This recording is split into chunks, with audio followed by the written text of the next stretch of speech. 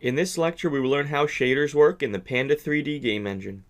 Shaders are pieces of software for video cards. They allow us to create visual effects, especially how light is reflected and refracted off of objects. In this lecture, we are going to create a toon shader that we apply to our scene so that the elements are rendered in a cartoon style with black outlines around them.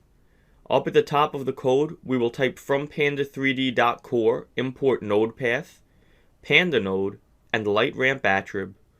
Then we will type from direct.filter.commonFilters import common filters. Recall that rendering in Panda 3D occurs through nodes. We will create a variable named temp node and set it equal to node path with a panda node passed in, with the string temp node passed into that.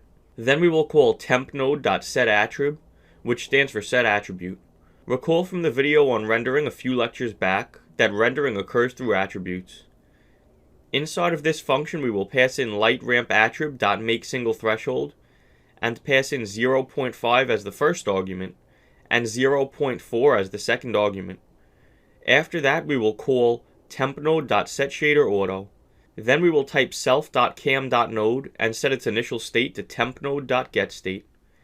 After that, we will set self.separation equal to 1. Next, we will set self.filters equal to common filters with self.win passed in as the first argument and self.cam passed in as the second argument. Then we will create a variable named filterOK and set it equal to self.filters.setCartoonInc with separation equals self.separation passed in. It is possible that the toon shader might not be able to run on your computer if your video card is not powerful enough. To check this, we will have an if statement that checks if filterOK is not true.